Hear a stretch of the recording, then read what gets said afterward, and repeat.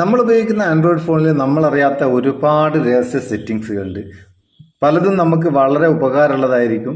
അങ്ങനത്തെ ഒരു സെറ്റിങ്സ് ആണ് ഇന്നത്തെ ഈ വീഡിയോ മുഴുവൻ കണ്ടിട്ട് എന്താണ് ഈ സെറ്റിങ്സ് എന്ന് മനസ്സിലാക്കുക. അതിനുശേഷം നിങ്ങളുടെ അഭിപ്രായം അറിയിക്കുക. ആൻഡ്രോയിഡ് 12 വെർഷൻ ഫോണുകൾ ഉപയോഗിക്കുന്ന ആൾക്കാർക്കാണ് ഈ സെറ്റിങ്സ് ഇപ്പോൾ കിട്ടുന്നത്.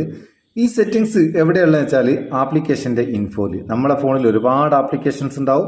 ഈ ആപ്ലിക്കേഷനൊക്കെ ഓരോ ആപ്പ് ഇൻഫോ ഉണ്ടാവും. അതെങ്ങനെ എടുക്കേണ്ടത്?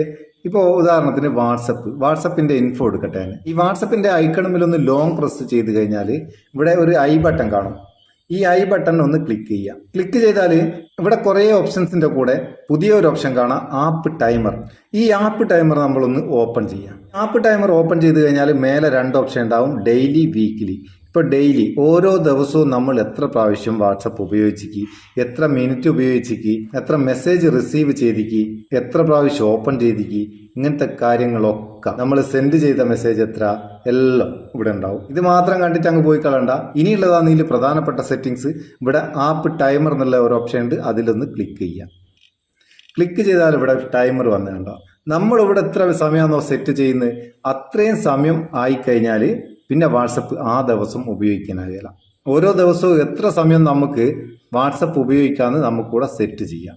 ഇപ്പോൾ ഉദാഹരണത്തിന് ഒരു 10 സെക്കൻഡ് ഞാൻ ഇവിടെ സെറ്റ് ചെയ്ത് 10 സെക്കൻഡ് സെറ്റ് ചെയ്തിട്ട് ഡണ്ണ് കൊടുത്ത് അതവിടെ ഓക്കെ. ഇവിടെ ലൈന് വന്നു കണ്ടോ. 10 സെക്കൻഡിലൊക്കെ അധികം ഞാൻ ഇന്ന് ഉപയോഗിച്ചിക്കല്ലോ. ഈ 10 സെക്കൻഡ് ആയി കഴിഞ്ഞാൽ ഞാൻ ഒരു ഉദാഹരണമാണ് പറയുന്നത്, നമ്മൾ എത്ര ടൈമാണോ സെറ്റ് ചെയ്യുന്നത് ആ ടൈം ആയിക്കഴിഞ്ഞാൽ പിന്നെ നമുക്ക് വാട്സപ്പ് യൂസ് ചെയ്യാനാകില്ല. ഇവിടെ വാട്സപ്പിൻ്റെ ഐക്കൺ മങ്ങിപ്പോയണ്ടോ, ഒന്ന് ക്ലിക്ക് ചെയ്ത് നോക്കുക.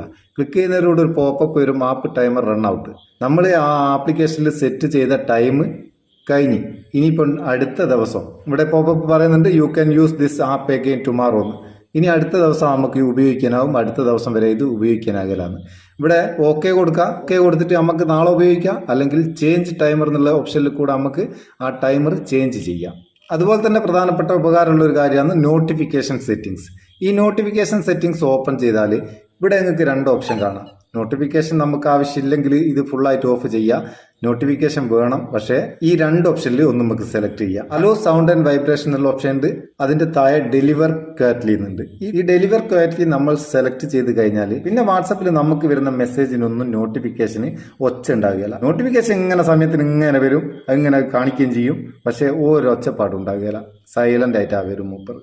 അതും വളരെ ഉപകാരമുള്ള ഒരു സംഭവമാണ്. നമുക്ക് വാട്സപ്പ് നിക്കളും മുക്കളും പ്ലിം പ്ലിം എന്നുള്ള ആ സൗണ്ടുകൾ അങ്ങ് ഒഴിവാക്കി നോട്ടിഫിക്കേഷൻ ഒഴിവാക്കാം. എന്നിട്ട് നമുക്ക് വേണമെങ്കിൽ നമുക്ക് ആവശ്യമുള്ള ചാറ്റിന് മാത്രം നോട്ടിഫിക്കേഷൻ സെറ്റ് ചെയ്ത് കൊടുക്കുകയും ചെയ്യാം. അടിപൊളിയല്ലേ?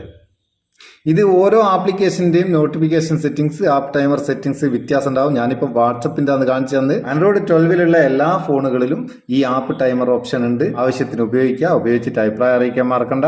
വീഡിയോ ഇഷ്ടപ്പെട്ടിട്ടുണ്ടെങ്കിൽ ഒരു ലൈക്ക് കൊടുക്കാനും മറക്കണ്ട. നമുക്കൊരു ബൂസ്റ്റ് ആയിക്കോട്ടെ. നമുക്ക് അടുത്ത വീഡിയോയിൽ നല്ല സെഗ്മെന്റ് കാണാം. നിങ്ങളെ സ്വന്തം Muthoos Mappiyoor. Thank you so much.